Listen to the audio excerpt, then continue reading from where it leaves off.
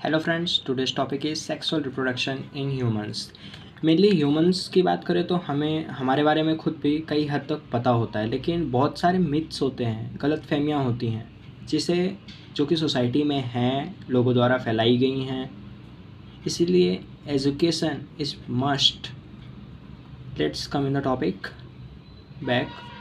सबसे पहला ह्यूमंस जो होते हैं मेनली यूनिसेक्सुअल होते हैं, मतलब कि अगर हम जनरल बात करें तो मेल जो होता है वो अलग होता है, फीमेल जो बॉडी होती है वो अलग होती है। मीन्स मेल रिप्रोडक्टिव पार्ट और फीमेल रिप्रोडक्टिव पार्ट स्पेसिफिक होते हैं हमारे ह्यूमंस में, और वो डिफरेंट बॉडीज़ में प्रेजेंट होते हैं। अगर सेम बॉडी में प्रेजेंट होते हैं उनको हर्माफोडाइट्स कहते हैं, हर्माफोडाइट्स। और मेनली वो इनफर्टाइल होते हैं ह्यूमन के केस में।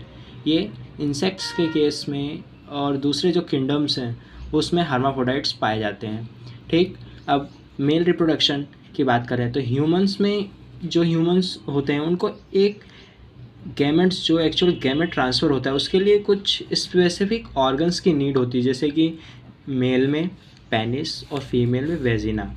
अब उसके बाद आते हैं हम कि मेल रिप्रोडक्टिव पार्ट कंसिस्ट करता है टेस्टिस, एपिडाइडेमिस, वास डिफरेंस।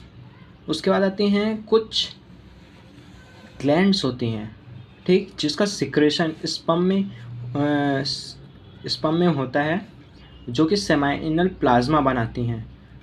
ठीक, जैसे कि सबसे पहली है seminal vesicle, prostate gland, bulbourethral gland, और ये कॉमन पाइप के थ्रू, मतलब जिसको हम कह सकते हैं कॉमन ट्यूब, यूरिनेशन और इंसेमिनेशन दोनों के एक कॉमन पासेज होता है जिसको हम पेनिस कहते हैं, यूरेथ्रा कहते हैं इधर तक, यहाँ तक। उसके बाद जैसे आउटर बॉडी में आता है इसको हम पेनिस कहते हैं, और ये यूरेथ्रल मीटस के थ्रू बाहर आ जाता है, बॉडी से स्पेल आउट होता है। ये या तो यूरिन हुआ या फिर स्पर्म हुआ। यूरिन और स्पर्म दोनों एक टाइम पे कोई एक ही चीज़ हम स्पेल आउट कर सकते हैं, मतलब यूरेथ्रा के थ्रू बॉडी के बाहर निकाल सकते हैं, दोनों एक साथ नहीं हो सकता। अब उसके बाद आता है फीमेल रिप्रोडक्टिव पार्ट। तो फीमेल रिप्रोडक्टिव पार्ट हम मेनली कंसिस्ट करता है ओवरी फिंगर लाइक प्रोजेक्शंस जो होती हैं, ठीक, ये फिम्बरी होती हैं। उसके बाद फिम्बरी एक फेलोपियन ट्यूब, लंबी ट्यूब होती है जो कि यूटेरस से जाके जॉइंट होती है, जिसको हम बोलते हैं फेलोपियन ट्यूब। फिर यूटेरस में 3 लेयर पाई जाती हैं जिन्हें हम कहते हैं मायोमेट्रियम, इसको मायोमेट्रियम, इंडोमेट्रियम एंड पेरीमेट्रियम। ठीक, पेरीमेट्रियम। उसके बाद आता है ये जो होता है इसको सर्विक्स कहते हैं, सर्विक्स। और ये जो होता है वेजाइना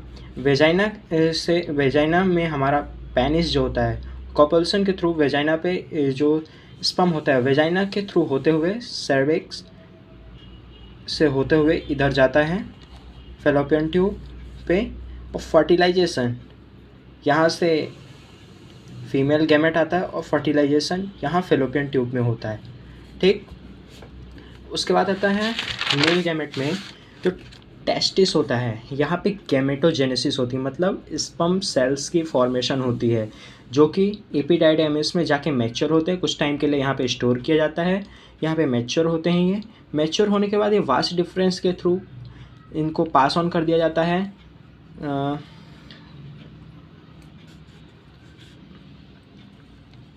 ये कुछ ऐसा आएगा, ठीक, जो कि मैच्योर होने के बाद पास ऑन कर दिया जाता है। और यहाँ पे इस ग्लैंड्स का सिक्रेशन होता है, सिक्रेशन इसमें मिक्सअप होता जाता है जो कि इसको मोटिलिटी प्रोवाइड करता है। इन ग्लैंड्स का सिक्रेशन इसको मोटिलिटी प्रोवाइड करता है, एनर्जी प्रोवाइड करता है मोशन के लिए, एक्सेट्रा। इन फीमेल्स ओवरी के अंदर फीमेल गैमेटोजेनेसिस होती है, मतलब एग सेल्स बनते हैं जिसको हम फीमेल एग सेल बोलते हैं।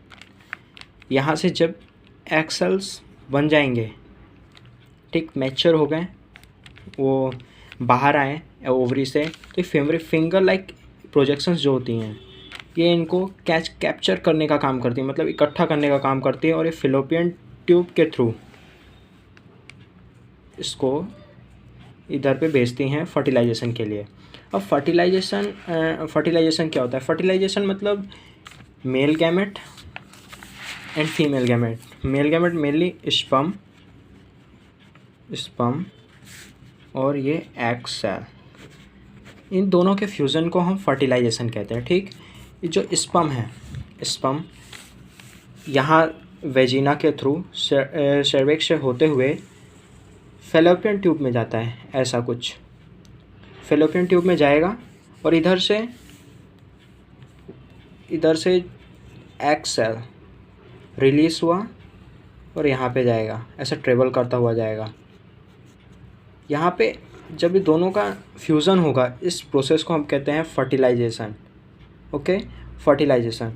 रिमेंबर, एक टाइम पे एक ही एग सेल रिलीज़ करती है ओवरी। एक मंथ में फर्स्ट 28 डेज़ में अगर इसने रिलीज़ किया तो अगले 28 डेज़ में ये करेगी और ये नहीं करेगी, ये ओवरी नहीं करेगी। रिमेंबर, उसके बाद आता है कि जाइगोट। ये एक स्पर्म सेल का स्ट्रक्चर क्या होता है? तो इस टाइम स्पर्म का सबसे पहले ये हेड पार्ट होता है, middle piece and tail. Middle piece में माइटोकॉन्ड्रियाज प्रेजेंट होते हैं जो कि एनर्जी प्रोवाइड करते हैं मूवमेंट के लिए टेल को। ठीक, न्यूक्लियस, यहाँ पे एक छोटा सा न्यूक्लियस होता है और यहाँ पे हेड पे एक्रोसोमल एंजाइम्स प्रेजेंट होते हैं जो कि ओवम की ये जो बॉल है इसको पेनिट्रेट करने में हेल्प करते हैं। पेनिट्रेट करेगा स्पर्म से और अंदर जाएगा और फर्टिलाइजेशन कॉज करेगा। ठीक, अब पोस्ट फर्टिलाइजेशन मतलब फर्टिलाइजेशन तभी हो सकता है जब मेल गैमेट और फीमेल गैमेट साइमल्टेनियसली मतलब एक टाइम पे ही एक साथ ही रिलीज़ किए गए हों, एक साथ ही रिलीज़ किए जाते हैं, तभी फर्टिलाइजेशन होता है। ठीक, यहाँ पे फर्टिलाइजेशन हुआ, यहाँ पे फिर जाइगोट बनेगा। इसके दोनों के फर्टिलाइजेशन से जाइगोट बनता है। जाइगोट बनने के बाद ये फेलोपियन ट्यूब से फिर एम्ब्रियो बनता है। एम्ब्रियो क्लीवेज होता है जाइगोट का, क्लीवेज होगा और एम्ब्रियो फॉर्म करेगा। अब ये एम्ब्रियो जाके यूटेरस के यूटेराइन फंडस पे यहाँ पे इम्प्लांट हो जाता है। ठीक, इम्प्लांट हो जाता है जिसको हम कहते हैं इम्प्लांटेशन प्रोसेस कहा जाता है। मतलब जो एम्ब्रियो होगा वो इस लेयर पे, इंडोमेट्रियम की लेयर पे बिल्कुल ऐसे, मतलब इंडोमेट्रियम के जो सेल्स होंगे वो बिल्कुल इसको घेर लेंगे। मतलब ऐसा लगेगा जैसे कि उसके अंदर धंस गया हो, धंसना समझते हैं ना, बस वही धंस गया हो। इसी को हम कहते हैं implantation. Okay, thank you guys. अगर आपको नोट्स चाहिए तो